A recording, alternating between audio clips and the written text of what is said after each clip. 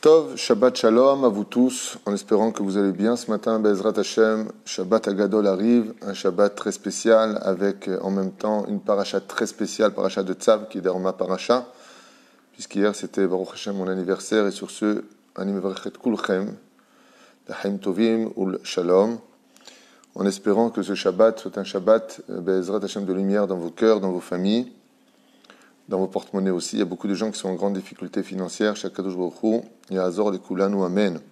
On est ce matin vendredi, tête du mois de Nissan, et on est le 3 du mois d'avril, paracha de Tzav, un shiur qui a été acheté dans la liste Baruch Hashem nombreuse, des gens qui ont participé, mais juste avant, on dit c'est Refoua Shlema de Yaakov ben Marcel, Elai ben Andrea Emilienne, Shemul bat Esther, Emmanuel bat Berita Esther, Vechen kol chole Israël, Chaim tovim u shalom. Donc je reviens sur ce que j'avais dit. C'est pour notre ami Jackie Benzakoun Ayakar. Ce shiur est pour toi, Tzadik, et toute ta famille, tout ce que tu désires, toute ta descendance. Il y a aussi Ronit Ava, Aaron Mandel, Michael Ducamp qui a acheté un shiur. Vous êtes très très nombreux. Refoua Shlema Bezrat Hashem lechol chole Israël. David Emi Ben Perla, Arav Ayakar. Ichya Teboul ben Aïcha et son frère Raphaël, Meir Teboul ben Aïcha, Meir et Sarah Soufan, Shimon, Sami ben Esther, Twitou, Bechol Mishparto, Alexa, Sarah bat Esther, Memi, Eliyahu Amar ben Ali Simcha, Moret Mekdosha Vateora, Ufren Sarah Talia bat Efrat Miriam, Elou Nishmat Kol Mete Israël, Bichlalam et Hashem Atov, Salomé Rachel Perl, Chaya bat Miriam, Aléa Shalom. וכל הרשימה הארוכה הזאת שנתבשר ישועות ונחמות לכל עם ישראל. נתחיל את השיעור sur la paracha pendant une vingtaine de minutes, parce que Shabbat oblige, on doit aussi préparer tout ça. Beaucoup de choses à faire comme vous tous à la maison, je suppose, pour partager un peu de Torah. Je tenais à m'excuser pour hier soir, même si des fois je suis pas souvent, mais en tout cas, ça arrive d'être agressé par des personnes qui ne sont pas d'accord avec ce que j'enseigne ou la façon dont les choses ont été dites. Même si j'ai 100% raison dans ma façon d'agir, je ne reviens pas dessus. J'ai 100% raison dans ma façon d'agir. Toujours, je me remets en question après. Je vois ce que j'ai dit ou ce que j'ai pas dit. Je ne dis rien de mal. J'explique des halachot et des fois, je fais preuve d'un humour qui n'est pas du tout compris où les gens prennent les choses pour eux. Quand j'entends des choses bizarres et que c'est toute la journée, comprenez-moi aussi de l'autre côté, que j'ai plus de 100 questions par heure, pas par jour, par heure, et que j'entends des choses qui sont marquées nulle part, que les gens enseignent n'importe quoi ou que les gens font n'importe quoi, c'est à ces enseignants que je m'adresse et à ces choses qui sont dites aux autres, mais pas aux gens qui me le disent. Bien entendu, vous êtes là en train d'écouter un shiur et moi je suis là pour essayer de vous aider, de vous répondre, en vous donnant même si vous voulez les références. Et je rappelle qu'ici, on enseigne les lois du Rav Ovadia Yosef Keikaron. Donc voilà, prenez juste les choses avec patience. Et moi aussi j'ai le droit d'être jugé, les kavzechut, et non pas d'être constamment secoué par droite et gauche. Quand je dis qu'une femme qui fait ses 3 prières par jour, c'est très bien, et que ce soit aux dépens d'une maison délaissée, des enfants abandonnés dans leur saleté, ou parce qu'on ne s'occupe pas d'eux, parce que la femme sera en train de prier, c'est assourd. Et aucun rabbin vous dira le contraire. Aucun. Sauf ceux qui travaillent pour eux-mêmes. Mais par contre, si la maison est rangée, et que tout est bécédère et qu'elle peut faire 3 prières par jour, tavoa alea bracha. Voilà ce que j'ai dit. Je ne vois pas en quoi je dois m'excuser pour dire des vérités aussi évidentes pour n'importe quelle personne qui étudie la Torah. Tov, je referme cette parenthèse, quoi qu'il advienne, que j'ai tort ou que j'ai raison, je n'ai pas vexé quiconque, ni à gêner quiconque. Donc, Mihillah, Slicha V'Kappara, Be'ezrat Hashem, dans ce sujet-là. Yallah, tfaddal. On commence? Oui. C'est bon? Yofi. Juste si tu peux faire 2 secondes, excuse-moi. Ken? Refoua Shlema pour Rivka Batsipora. Rivka Batsipora? Doli. Et pour la Refoua Shlema de Thierry Assouline de Marseille. Thierry Assouline de Marseille, Refoua Shlema. Et aussi pour les États-Unis, la situation est en train de se dégrader fortement aux États-Unis. Dans beaucoup de domaines. New York est totalement déserte aujourd'hui. Et Bezrat Hashem, voilà, j'ai une liste ici qui est très longue. Derrière, encore beaucoup de noms. Donc Bezrat Hashem, que toute notre Torah les accompagne partout où vous êtes. Juifs d'Israël, Bezrat Hashem, juifs de Chutz La'aretz et de la diaspora. N'oubliez pas que c'est par la joie de vivre et par la émouna qu'on tiendra cette épreuve. Et surtout, comme je le disais ce matin à mon épouse, que Dieu la bénisse, c'est que c'est nos corps qui doivent être en confinement et non pas notre esprit. Notre esprit, lui, peut voyager au-delà des murs. Notre émouna va jusqu'au ciel. Il faut tenir Bezrat Hashem. Sachez que tous les dons que nous avons reçus, même si on paye 2 loyers, 13 000 à droite et 13 000 à gauche, et qu'on n'a pas de dons du tout en ce moment pour cela, on a 32 avrechim. Votre argent a été intégralement reversé à des familles nécessiteuses. Et la bonne nouvelle que j'ai à vous donner, puisque c'est votre mérite, pour l'instant, je crois qu'on a aidé près de 100 familles, Valérie, c'est ça ? Plus que 100 familles pourront passer les fêtes grâce à vous, avec des sommes mamash en rapport avec leur situation, le nombre d'enfants. Nous, on ne fait pas des paniers à proprement dire, on vérifie s'il y a 5 enfants, s'il y a 10 enfants. Il est normal qu'une personne qui ait 10 enfants ait de quoi faire les courses pour plus qu'une personne qui a 3 enfants. Donc vraiment, on vérifie les familles, on vérifie la situation et on envoie votre argent à 100% à ces familles. Ce qu'il y a de merveilleux, c'est que vous ne savez pas où ça va, eux, ils ne savent pas d'où ça vient. Donc vous remerciez Hachem et eux remerciez Hachem. Et nous ne sommes que des facteurs de cette situation. Ishar Koach à vous tous, Behemet. Vous êtes très sollicités dans une période très difficile. Et c'est en rapport avec la paracha qu'on commence tout de suite, la paracha de Tzav, 2 lettres, mais qui veulent dire beaucoup. Ken ? Juste une petite question avant de commencer. Hier, tu as parlé d'une vidéo de Rav Mordechai Eliaou. Ken ? Et les gens posent la question, alors si ce virus était envoyé pour les nations du monde, alors pourquoi il y a autant de rabbinim ou de religions ou même de juifs qui sont partis ou qui sont touchés?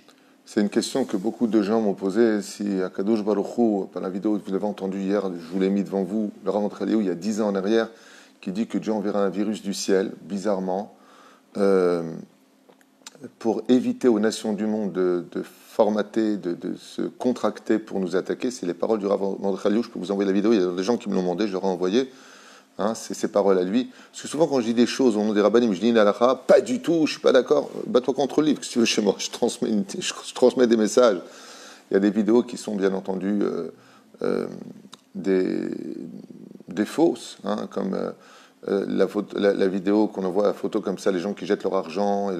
Effectivement, ça se passe en Ukraine. On regarde la monnaie par terre, c'est pas de l'euro, donc c'est pas l'Italie, mais c'est quand même arrivé. Donc, on transmet des choses pour montrer aux gens que Dieu est derrière tous ces événements, et donc si Dieu est derrière, ça les met en confiance. Pourquoi est-ce qu'il y a des rabbinim? Il y a plus de 40 rabbinim très importants qui ont été touchés par le virus et qui sont dans un état pitoyable. C'est toujours comme cela. On est dans la paracha, vous savez que les parachutes ont un rapport avec les événements. Et de quoi est-ce qu'on parle depuis le début de ces événements-là? Regardez bien dans la parachute, de korbanot. On parle de korban, on parle de sacrifice. Et les korbanot sont ceux qui viennent expier la faute des autres. Donc quand on entend que des rabbinim, que des gens religieux, des gens pieux tombent, ça a toujours été comme ça dans l'histoire. Quand il y a eu la Shoah, quand vous regardez les vidéos, vous voyez des gens pieux, des gens humbles, avec des péotes et des barbes, on leur a arraché tout ça. Ça a toujours été comme cela. Quand Akadosh Baruch Hu vient pour libérer quelque chose, il est obligé de prendre des corbanotes pour des comptes qui le concernent à lui, que ça nous plaise ou pas, c'est lui Dieu et nous les créatures. Et Boré Olam prend souvent les meilleurs. Zé Amatzav. Mais la reine, les comptes privés de Dieu, pourquoi lui il a été pris, pourquoi lui il a été sauvé, ça il n'y a que Dieu qui peut répondre. Moi, je n'ai pas le niveau de répondre. Allez voir des grands, moi je n'ai pas le niveau de répondre, mais ce n'est pas choquant du tout de voir que les tzadikim partent de ce monde pour laisser les autres le temps de faire teshuva. Voilà ce que nous livrent les chachamim. C'est pour cela que, comme je l'ai déjà dit, je le répète encore, pourquoi on parle de Paradouma et ensuite de la mort de Myriam? Quel rapport avec les autres, avec ça et ça? Il dit, tout comme Paradouma, la vache rousse, fait la kapara des fautes et de l'impureté du peuple d'Israël, de la même façon, un tzaddik, quand il part, c'est comme une Paradouma. Il fait la kapara de l'impureté de ce monde et des fautes du peuple d'Israël. Et pour cela, il faut pleurer le tzaddik. La reine Bezrat Hashem, chacun de nous qui sommes très touchés par les événements, en plus ce sont très souvent des chefs de communauté qui sont touchés. À part ça, il y a d'autres dimensions qui apparaissent aussi. Et je l'ai dit depuis des années, je le répète, mais attention, je ne m'adresse pas à ce qui se passe maintenant. Comprenez un petit peu ce que je dis avant de vouloir sauter sur... T'as vu ce qu'il a dit? Comprends d'abord ce que je veux dire. Il y a aussi une chose qui est grave. Je ne relie pas ça à ceux qui sont malades ou encore moins à ceux qui sont morts. Je n'ai pas Internet avec Dieu.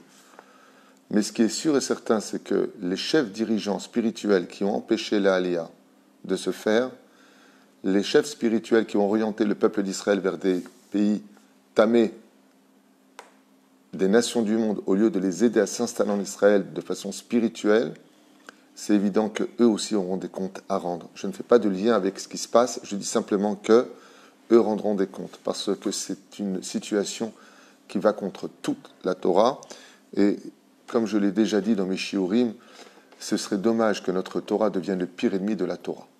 C'est-à-dire, au nom de la Torah, on lutte contre la Torah comme on fait exactement les Meraglim.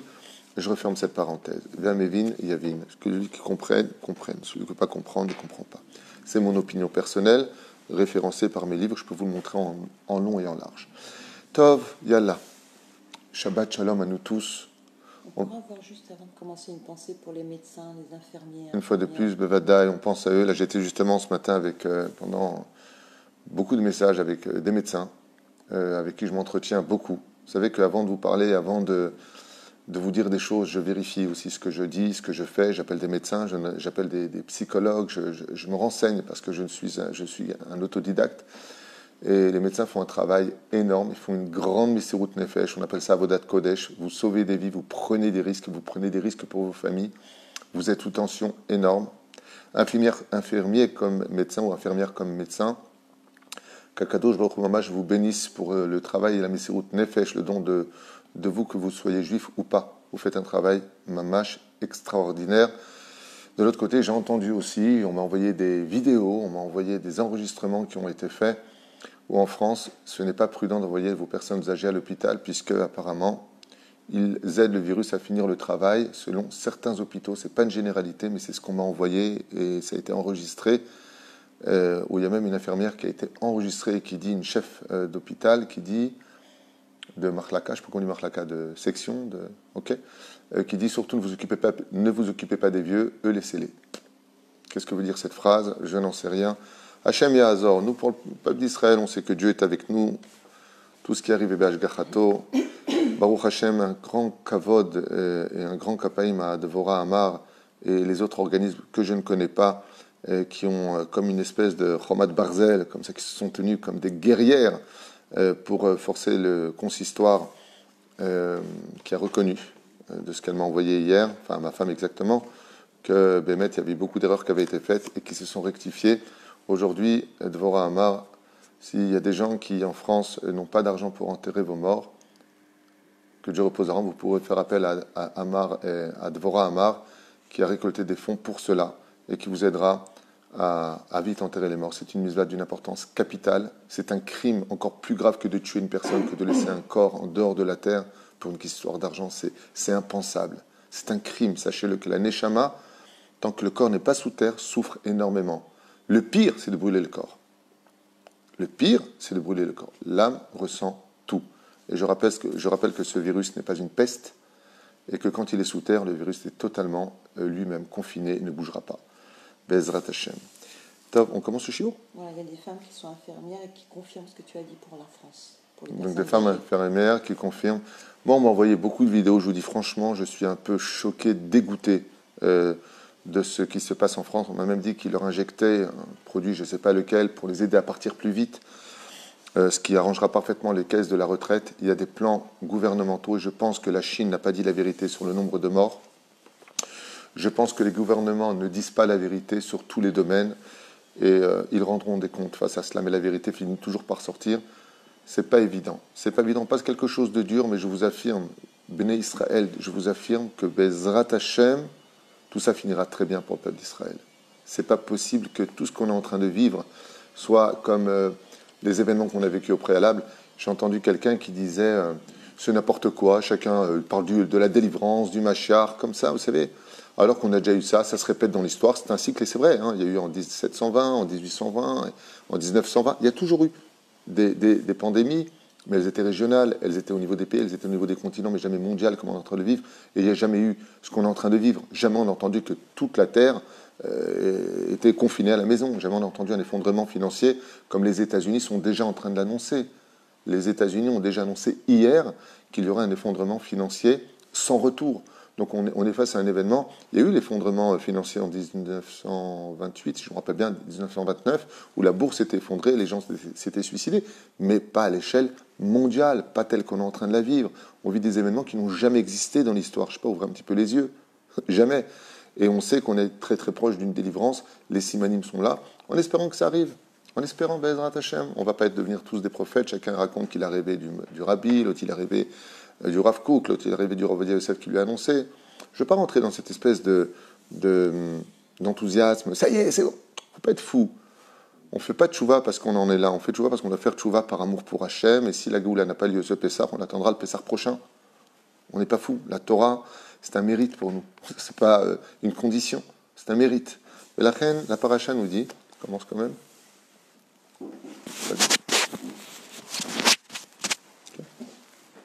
La paracha de Shavua, mon fils. La paracha de la semaine, la paracha de Tzav, nous parle des korbanot, de la signification de chaque korban, des noms de chaque korbanot et ce qu'elles viennent réparer. Nous sommes dans la paracha de Tzav qui parle du décortiquement des korbanot, qui parle de ce que l'on devait en faire, d'où est-ce qu'on mettait le sang, comment on le plaçait. Beaucoup de cérémonies d'ailleurs très bizarres, on va en faire une seule. On va expliquer une seule cérémonie, qu'est-ce qui se cache derrière et comment le vivre de nos jours quand on n'a pas de Kohen, au Beth Amikdash, pas de korbanot, pas d'autel pour le faire. Mais il faut savoir que ce Shabbat est un Shabbat très spécial. Non seulement c'est le Shabbat Agadol, là où tout peut changer. Donc je vous conseille vivement ce Shabbat, Be'emet, plus que tous les autres Shabbats, d'être encore plus enthousiasme de le faire, encore plus Shomer Shabbat, Shabbat Agadol. Et en quoi ce Shabbat est-il Gadol? Il devient grand par rapport aux actions que nous ferons de lui. C'est-à-dire que le Shabbat vient toujours qu'il vienne, qu'on l'invite ou pas. Le Shabbat est hebdomadaire. Il vient en son temps. Il n'est pas dépendant de quand est-ce que va tomber la Néomi, Rosh Chodesh. Il n'est pas dépendant. Il est individuel. C'est lui qui vient nous couvrir. D'où le mot Migdol dans le Birkat Amazon. Mais le Shabbat Agadol devient grand par rapport aux actions que nous allons faire à l'intérieur de ce Shabbat. En plus, qu'est-ce qu'on va dire comme paracha? La paracha des korbanot. La paracha qui dit exactement quoi faire de tel membre, où est-ce qu'on le plaçait. Étant donné qu'on ne peut pas le faire, le fait de le lire dans la paracha, pendant Shabbat, le fait même de lire la paracha pour les hommes, pour les femmes, en français, en chinois, en hébreu, en ce que vous voulez, chinois non, mais c'est une blague. Mais le fait de le lire, eh bien, un shalema farim sefatenu, puisqu'on ne peut pas le faire, le fait de le lire, on va faire comme si on a fait la caparade des mauvaises pensées, des mauvaises paroles, des mauvaises actions. On fait la caparade des fautes entre l'homme et son créateur. Les fautes entre l'homme et son prochain n'ont rien à voir avec les korbanot. Pour cela, il faut demander pardon à l'autre et obtenir son pardon de tout son cœur. Ce Shabbat est très spécial, parce que vraiment, si je devais lui donner un surnom avec la paracha de Tzav, je l'appellerais ça Shabbat Kapara, Agadol. C'est le Shabbat des kaparot d'un homme ou d'une femme ou d'une famille entière vis-à-vis du Créateur du monde. Donc n'hésitez pas à chanter sur ce Shabbat Kodesh, n'hésitez pas à vous unir dans les proportions, bien entendu, du ministère de la Santé. Hein. On ne parle pas d'autre chose, mais en tout cas d'avoir un Shabbat harmonieux, équilibré. Vous comprenez pourquoi je parle de équilibré et harmonieux tout à l'heure. Alors, un commentaire sur le mot tzav, qu'on avait déjà expliqué dans d'autres shiurim, juste pour revenir dessus. Tzav veut dire, comme l'explique Rashi, comme l'explique Resh Lakish, Rabbi Shimon, il dit courir vers la mitzvah. Pas simplement faire une mitzvah, mais s'empresser de faire une mitzvah. Dans ce cas-là, on pose la question, pourquoi tu me l'as mis pour les korbanot? Et pourquoi tu ne me l'as pas mis, par exemple, Veshamro ben Israël? Il aurait dû être marqué Tzav ben Israël, Veshamro ben Israël est à Shabbat. Pourquoi Dafka, la notion de zirouz, la notion de se dépêcher, de s'empresser, de courir vers une mitzvah, est-elle donnée pour les korbanot? Et pourquoi est-ce qu'on ne le verrait pas pour d'autres mitzvot de la Torah qui ne sont pas moins importantes que d'apporter des korbanot? Réponse, parce que les korbanot sont reliés à la poche. Parce que pour apporter un veau, pour apporter un bœuf, pour apporter un taureau, pour apporter un agneau, pour apporter un pigeon, pour apporter ce qu'on a apporté, eh bien, il faut se dépêcher à se vider les poches. Ça veut dire que ça coûte de l'argent. Vous savez que l'homme est proche de son argent, ce qui est tout à fait légitime. Il travaille à la sueur de son front. Étant donné qu'il y a une notion de chesron kis, étant donné qu'il y a une notion de dépenser de l'argent, pour ces mitzvot de la Torah, eh bien, les Chachamim, la Torah nous dit, pour ces mitzvot où il y a dépenses financières, tzav, dépêche-toi. Quand il s'agit de rendre service, quand il s'agit de mettre les téphilines, ça ne coûte pas d'argent. Il suffit simplement de les mettre. Donc c'est évident que la personne va faire la mitzvah. Le mot mitzvah sont composés de la racine tzav. C'est-à-dire dans toutes les mitzvot de la Torah, nous avons le mot tzav qui veut dire ordonner. En hébreu, tzav veut dire ordre.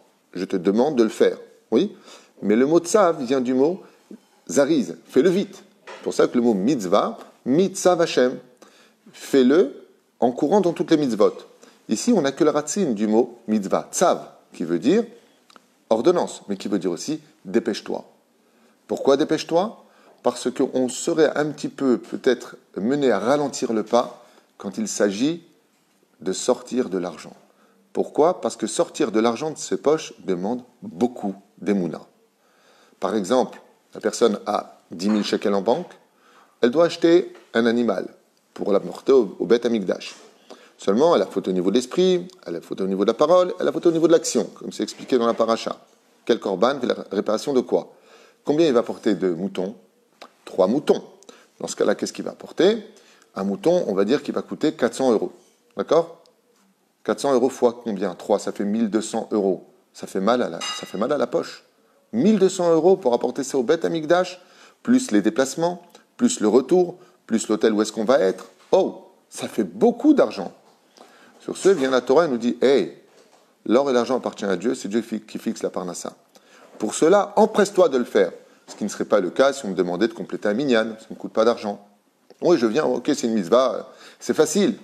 Comme dit la Gemara dans Masechet Avodah Zarah, que mitzvah kala yeshti, j'ai une mitzvah qui est kala, la souka. Pourquoi ? Parce que de faire une souka, ça ne coûte pas beaucoup d'argent à la base. Avant, c'était comme ça, aujourd'hui, ça coûte. Mais de tout temps, prenez les planches de bois, on mettait ce qu'on trouvait dans la nature, on allait se servir dans la nature, dans la forêt, puis on fabriquait sa souka. Donc, mitzvah kala, ça s'appelle une mitzvah qui est facile. Toutes les mitzvot où il n'y a pas de dépenses financières, ce sont des mitzvot qui sont simples. Pourquoi ? Parce qu'elles demandent un déplacement ou une action sans forcément dépenser de l'argent. Par contre, les korbanot demandent énormément de dépenses d'argent.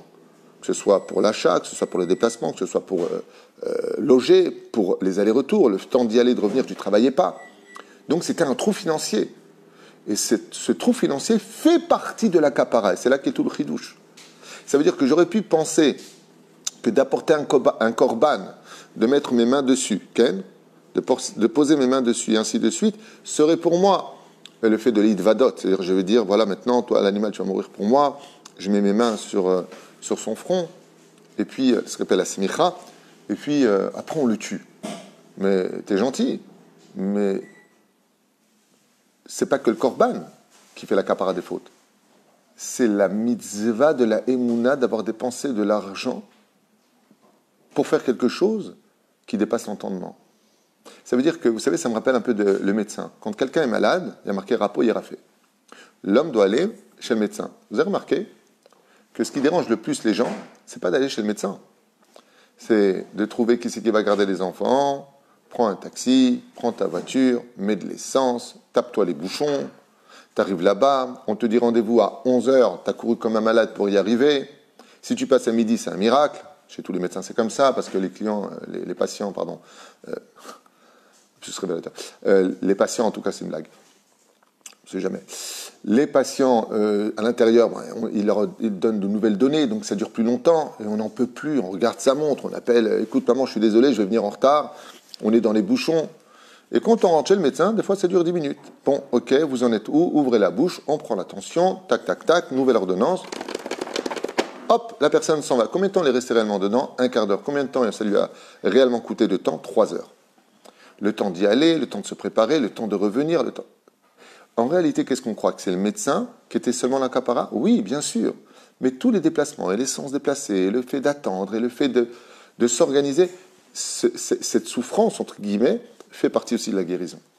C'est exactement ce que veut dire le mot tzav. Je pense que c'est compris. On passe au deuxième volet. Alors, juste pour revenir concernant l'argent, si aujourd'hui on a le monde entier a un problème d'argent, où il va avoir, où il y a, est-ce que c'est une forme de grosse capara ? Exactement. Le fait qu'aujourd'hui nous soyons dans une situation très précaire, très déséquilibrée au niveau financier, parce que Ben, même le mec qui avait des boutiques ou autres, voilà, nous on paye 26 000 shekels par mois des 2 endroits qu'on loue pour la synagogue, on ne fait pas les ventes, il n'y a rien. C'est un trou financier énorme. Imagine les gens qui louent. Vous croyez que les gens qui vont, les propriétaires des appartements, les propriétaires des magasins loués, ils ne veulent pas leur argent. Ils vont te dire, toi, tu ne peux pas payer, mais moi, comment je vais vivre? Donc, oui, bien sûr que c'est très difficile. D'être capable d'aider dans une période aussi difficile, centuple la mitzvah. Je m'explique clairement. Si on était dans une situation tout à fait normale où chacun va travailler, mettre au boulot dodo, et qu'une personne va donner 100 euros, la valeur de sa tzedaka vaut 100 euros. Bravo, par rapport à sa situation.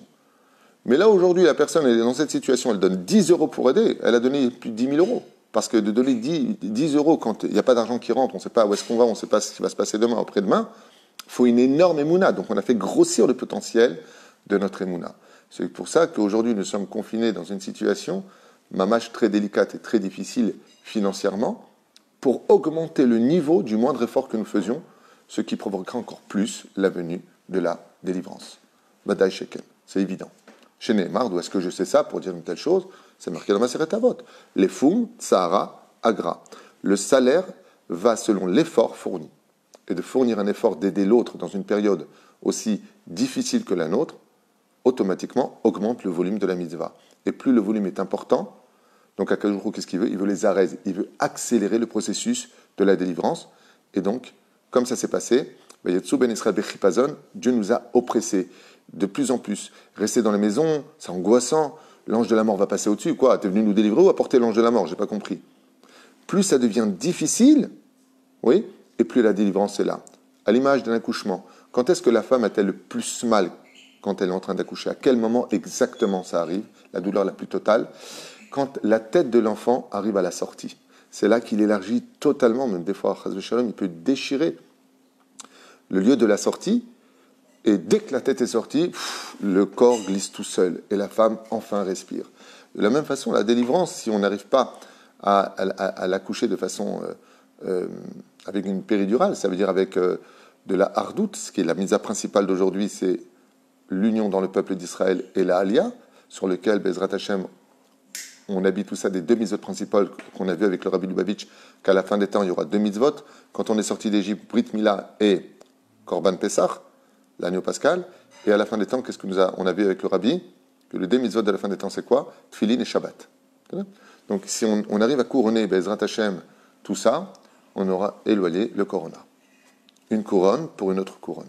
Keter yitenu lecha, c'est nous qui mettrons une couronne sur la tête, c'est une image, Dieu n'a pas de tête, d'Hachem. En contrepartie, Akadosh Baruch Hu déplacera cette mauvaise couronne du peuple d'Israël qui vivra, verra. Tov, ça c'était pour la paracha, le début de la paracha. Maintenant, nous allons aller vers la fin de la paracha de la semaine, ensemble, et on va essayer de comprendre un processus très bizarre. Vous savez qu'on prenait le sang de l'animal, une fois qu'on avait pris la shrita, on était à droite, à gauche, nord, sud, et puis les varim, qu'est-ce qu'on pouvait manger, qu'est-ce qu'on ne pouvait pas manger, qu'est-ce qui devait monter en fumée, qu'est-ce qui ne pouvait pas monter en fumée. Tout est dit dans cette paracha sous plusieurs angles. Donc on parle vraiment du détail du comment le korban se passait. Au niveau psychologique, c'est important de voir que si la Torah, qui est éternelle, nous donne tellement de détails, c'est pour nous faire comprendre que tous les gestes, les pensées bien entendu, les gestes qui étaient pratiqués au Beth Amikdash, étaient d'une importance capitale, parce qu'il fallait suivre exactement ce processus-là, la façon dont on va s'habiller le Kohen, avec quelle main il fait les choses, où est-ce qu'il les jette, où est-ce qu'il les place, comment il le consomme, où il doit le consommer. Si tellement de détails sont donnés, c'est pour expliquer l'importance des choses. Ne crois pas que c'est fait à l'image de « bon, vas-y, j'ai fauté, prends un animal et puis tue-le, peu importe où tu le tues, que ce soit à Jérusalem ou en dehors de Jérusalem. » Chaz v'shalom. Rien ne devait être fait en dehors des murailles de Jérusalem. Pour bien nous rappeler que l'histoire des caparotes et l'histoire d'Israël se passe en Israël et surtout pas à l'extérieur. Il y a un truc très bizarre, je vous dis franchement, qui demande beaucoup d'explications. Donc on va en faire 3 ou 4 maximum pour ne pas vous prendre la tête puisque c'est Shabbat. Sur un truc bizarroïde, mamash bizarroïde. On demande au Kohen de prendre le sang de l'animal et de le placer sur le lobe de l'oreille droite, sur le pouce de la main droite et sur le pouce du pied droit. Tu dis ça à un psychiatre, il t'enferme direct. Vous imaginez, vous voyez le Kohen, vous prenez une photo, le mec il a du sang qui coule un peu de l'oreille, Vous regardez son pouce, il a du sang qui pousse, il a du sang qui coule de son pouce. Et vous regardez son pied, il a un pied, le pouce gauche, il est bien, le pouce de droite, il est plein de sang.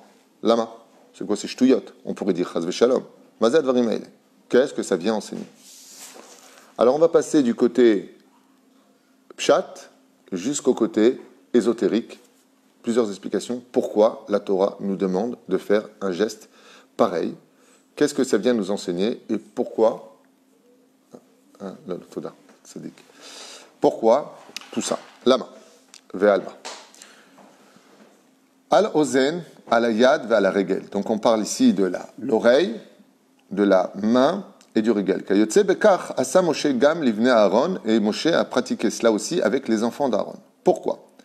Les Da'at Chachmei Israël, selon l'opinion des sages d'Israël, nit katshu shloshet ha'evarim ha'ele shel Aaron ubanav kedei leorot al shloshet ha'tafkidim agdolim. Parce que vous savez que chaque membre du corps humain est relié à une mitzvah, à une façon d'agir. Et ces trois membres, qu'on appelle le lobe de l'oreille, le pouce de la main droite et le pouce du pied gauche, amutalim bikviyut shel hakohanim Torah. Du pied droit, qu'est-ce que j'ai dit moi? Ah pardon, du pied droit. Autant pour moi, c'est bien de l'avoir repris. Et c'est quoi ces trois tafkidim-là? Qu'est-ce que ça représente? Le lobe de l'oreille droite représente la Torah. Ensuite, Torah. Avoda. Ensuite, les korbanot sur la main, le pouce de la main droite. Et la gmilut rasadim sur le pouce du pied gauche. Ça veut dire que la gmilut rasadim, la Torah, c'est l'oreille. La gmilut rasadim, c'est le pied. Et les prières, c'est le pouce. Donc il fallait, c'est pour cela d'ailleurs que Shimon HaTzadik, qui est resté 40 ans Kohen Gadol, incroyable, 40 ans comme Aaron, il est resté 40 ans Kohen Gadol. Okay? Dans la deuxième Mishnah du premier chapitre de Masechet Avot, qu'est-ce qu'il dit? Étant donné que lui a pratiqué exactement cela, à un degré de pureté absolue, il a dit, le monde tient sur trois piliers, sur la Torah, sur la Avoda, ve'al gmilut rasadim. C'est-à-dire, il faisait allusion au Tnuch haozen, Bohen hayemanit, ve Bohen regel hayemanit, c'est-à-dire les trois éléments que nous avons. Comme ça, nous explique la première opinion. Deuxième chose qu'il nous explique, Mazé al-Ozen miramez al-Amud Torah, pourquoi est-ce qu'on dirait dans ce cas-là que l'oreille représenterait la Torah? Kohanim morim la'am et Torah Hashem, qui dit vrai, Moshe, qui partout le Shevet Lévi, Yoro mishpatera le Yaakov et Torah le Israël. Parce que pour écouter, comme on dit, tend bien l'oreille. C'est d'ailleurs un grand problème pour beaucoup de gens qui veulent étudier la Torah comme eux veulent l'étudier. On lui dit non, écoute, tends l'oreille, écoute ce qu'il dit, tends l'oreille et apprends.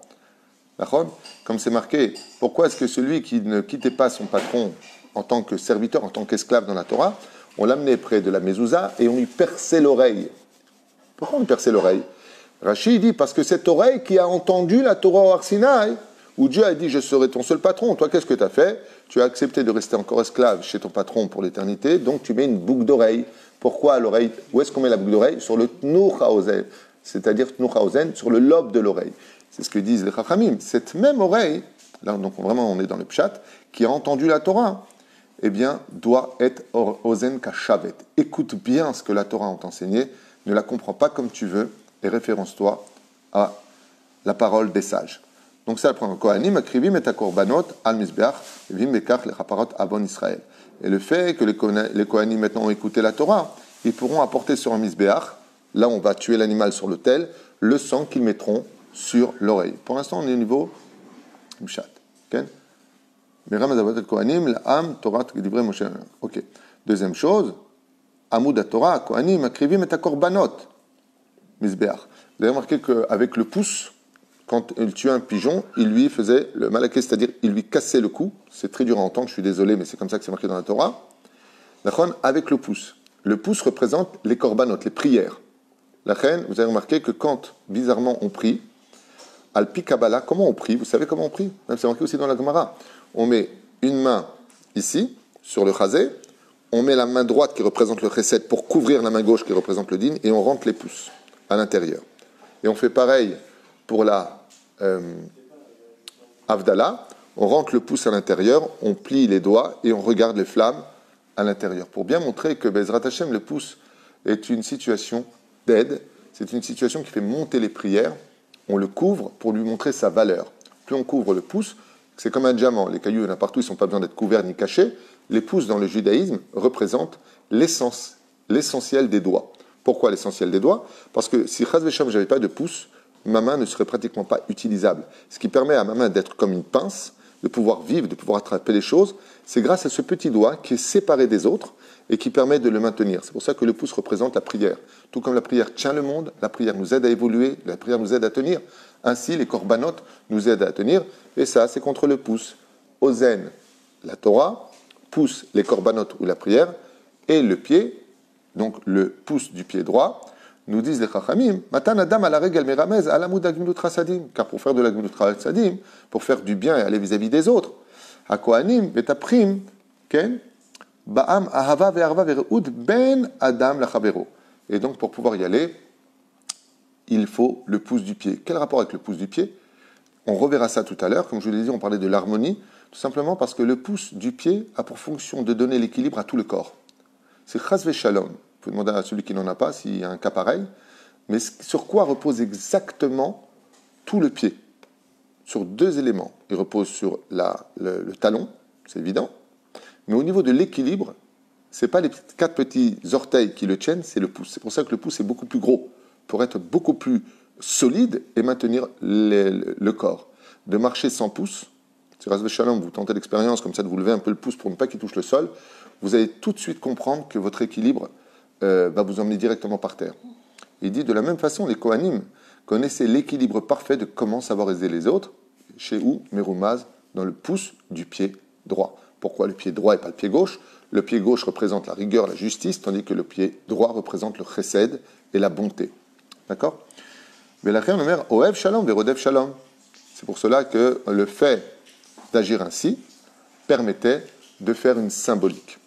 Deuxième explication, le fait de verser le sang du korban sur ces trois éléments, ces trois membres que nous avons cités, permettait à celui qui n'avait pas encore le cœur parfait pour le faire de l'aider spirituellement à ouvrir les valves de son cœur, de le faire avec plus d'amour partout, parce que pas tous les kohanim étaient de bons kohanim, et le fait de placer cela sur l'oreille, le pouce et le pied, étant donné qu'il y a une messirut nefesh de celui qui l'a apporté, étant donné qu'il y a une messirut nefesh du kohen qui l'a fait, ces deux mitzvot pénétraient les molécules du sang, et quand elles étaient déposées sur ces trois membres-là, la personne s'améliorait, Baruch Hashem, le Kohen s'améliorait dans l'étude de la Torah, dans son service divin de la prière ou des corbanotes, et dans sa façon d'aider les autres, il était plus patient et plus tolérant. Troisième explication, on va rentrer maintenant un peu plus profond, jusqu'à la dernière explication, après quoi je vous laisserai, c'est qu'ici, il y a un remèze merveilleux sur la moralité de ces trois membres. Ozen, Omrim, la date lishmoa. Ça veut dire quoi la date lishmoa? Quand tu viens et que Bezrat Hashem, tu as su écouter une personne, tu l'as soulagé, tu fais comme si il a fait un korban. Souvent, les gens, ils t'appellent. En réalité, ils n'attendent pas de réponse de toi. Ils ont juste besoin de te parler. Et qu'est-ce qu'on fait? On tend l'oreille droite. Pourquoi? Allusion du chesed. La reine, on mettait du sang ici, pour dire que celui qui sait écouter l'autre, qui le laisse parler, qui ne va pas l'interrompre, qui sait qu'il a besoin de parler, il va lui donner un peu de temps. On dit qu'il a fait lui-même un korban. C'est-à-dire quoi? Je l'ai soulagé, tout comme le korban soulageait l'autre. Ça ressemble un peu à la première explication, certes, mais c'est plus chassidoute. D'ailleurs, c'est de la chassidoute que je dis maintenant. Boen, la da'at, l'achmi, vela azor. Il dit pourquoi le pouce de la main droite?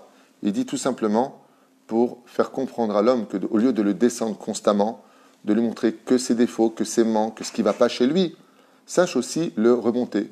D'où l'expression que nous avons tous dans tous les pays du monde entier, dans n'importe quel langage. Quand tu es une personne qu'elle est bien, comment tu lui fais le symbole si tu ne peux pas lui parler? Tu lui montres le pouce. Quel pouce? De la main droite ou de la main gauche? Tu lui montres le pouce de la main droite. La Chassidoute nous apprend que le pouce de la main droite, c'est dire à l'autre qu'il est super. Tu es bien, tu es quelqu'un de bien.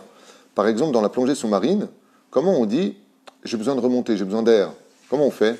On fait comme ça. Avec le pouce dans la plongée sous-marine, on dit « j'ai besoin de retrouver mon espace ». La reine, le pouce de la main droite dans la chassidoute représente le fait d'aider l'autre pour lui donner plus d'espace, le remonter à l'image du korban. Troisième explication, la da'at, donc le pouce du pied droit, la da'at, la route, c'est mitzvot, vela azor, be'izun. Donc ça rejoint ce qu'on a dit dans la chassidoute. Il dit, pourquoi le pied droit? Quand tu viens pour aider une personne, ne laisse pas trop attendre. Cours vers lui, avec équilibre. Ça veut dire quoi? Le pouce, je vous expliquais que représentait l'équilibre. Ici, il y a un remèze que les Kohanim pouvaient courir vers chaque personne qui avait besoin d'eux, faire le shalom entre l'homme et sa femme, entre les hommes et les hommes, vechanal za'aderer. Ki bisrut aboen shel haregel yesh lanu izun ba'alacha. Et c'est une allusion ici qui fait mazé izun. Tout à l'heure, on a parlé du izun, c'est-à-dire de l'équilibre, de se tenir debout. Là, les chassidoutes, elle nous dit non, on parle du izun, de faire les choses avec équilibre. C'est le cours qu'on a fait justement sur savoir comment aider l'autre. Tu peux pas, comme disent les Français, tu peux pas déshabiller Jacques pour habiller Paul. Tu peux pas faire ça, ou déshabiller Paul pour habiller Jacques, peu importe.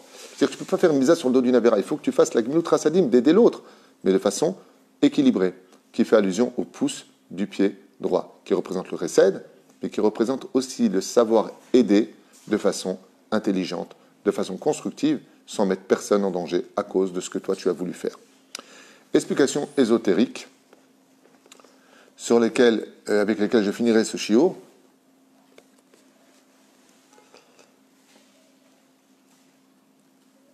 Les vices que nous avons, les pulsions que nous avons, se trouvent aussi dans 3 membres. Et particulièrement lesquels? Les pulsions sexuelles. Tout ce qui touche à la sexualité se récupère dans 3 membres précis. Et vous savez que les Kohanim, qui faisaient la Avodat Hashem, devaient être des gens pieux et purs. C'est-à-dire que Chas Shalom, que ces Kohanim qu'on allait voir pour faire la capara de nos fautes, soient des hommes à femmes. Comme ça s'est passé à l'époque de Haïli Kohen Gadol, dans le livre de Shmuel, là-bas il y avait Haïli Kohen Gadol qui avait 2 fils, Pinchas et Hofni et Pinchas, et Akadosh Baruch Hu les a tués. Pourquoi? Parce qu'ils aimaient regarder les femmes quand elles venaient apporter leur korbanot. Ils les retardaient pour aller au mikvé, pour profiter d'elles. Comme ça nous dit la Gemara. Lo alenu velo alechem. Dieu les a tués. Ce qui fait que les Kohanim devaient être absolument innocentés de toute pulsion sexuelle parce qu'ils étaient proches du peuple d'Israël. C'est le shalom entre les hommes et les femmes et ainsi de suite. Pour pouvoir les aider à ne pas tomber, pour pouvoir aider l'autre, il faut d'abord que toi, tu sois construit. Pour pouvoir atténuer les pulsions sexuelles, alors il faut savoir qu'il y a des anges positifs et des anges négatifs. Les anges négatifs, ceux qui poussent au meurtre, à la jalousie, à la débauche, sont appelés les démons. On va appeler ça comme ça, au premier degré. Où est-ce qu'ils se placent dans le corps humain?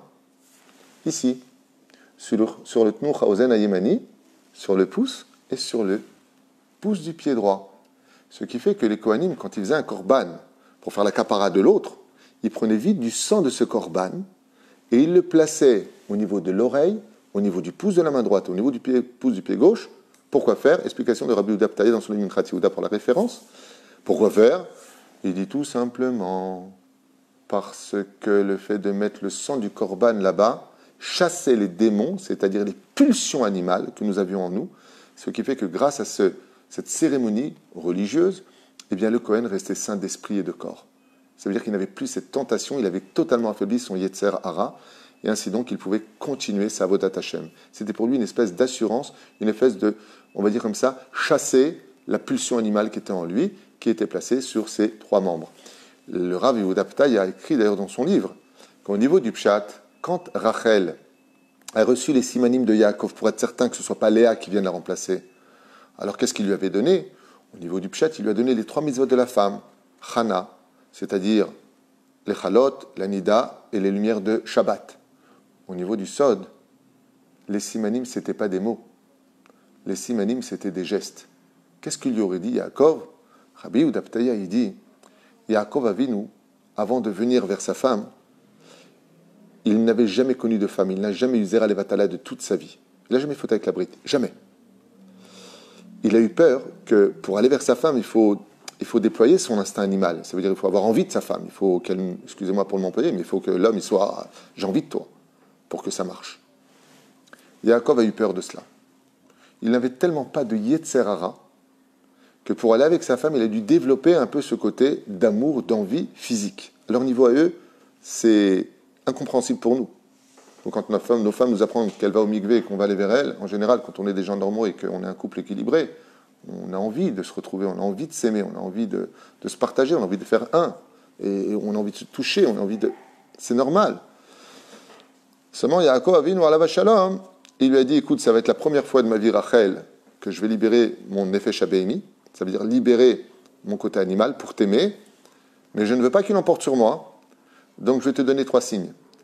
Quand après la choupa, on se retrouvera dans la chambre, pour être certain que mon côté animal ne se développe pas au-delà de ce que je devrais le faire, parce qu'il n'avait pas l'habitude, il ne connaissait pas, tu me caresseras le lobe de l'oreille droite, le pouce de ma main droite et le pouce de mon pied droit. Et en guise de cela, Bezrat Hashem, je rappellerai à mon Yetzirara que quand on vient faire l'amour à sa femme, on doit le faire avec la shrina au-dessus de nous, la mitzvah de lui donner sa jouissance, de l'aimer, mais que ça reste encore une mitzvah. Une mitzvah d'amour confinée dans un contexte de mitzvah de Horaïta. C'était une mitzvah tassée de la Torah. Voilà, on s'arrêtera là pour ces, pour moi, très belles explications. Je vous ai lu un petit peu de Chassidout, un peu de Pshat. On a fait du début à la fin, 2 pôles sur cette paracha, pour vous accompagner de ce merveilleux Shabbat Hagadol, la paracha de Tzav, en vous souhaitant tous les bonheurs du monde. Et une fois de plus, je ne suis pas parfait, j'ai des défauts. Moi aussi, je suis confiné comme vous, je ne bouge pas de la maison depuis déjà... Combien de temps qu'on est là ? Ça fait 1 mois aussi que je ne bouge pas de la maison du tout. Vraiment, pratiquement pas. Je n'ai pas été une seule fois au Beth Midrash. J'ai mes livres ici grâce à Dieu. Moi aussi, j'ai le droit à l'erreur. Même si de l'autre côté, on sait qu'on ne peut pas plaire à tout le monde. Shabbat, Shalom, Umvorach. Kol Tuv, Leitraot et Bezrat Hashem à dimanche matin pour une série de cours en vous accompagnant pour le ménage de Pessah et vous faire passer des moments de Torah pour ceux qui comprennent mon langage et qui aiment mes enseignements. Shabbat Shalom, Agadol, Mevorach.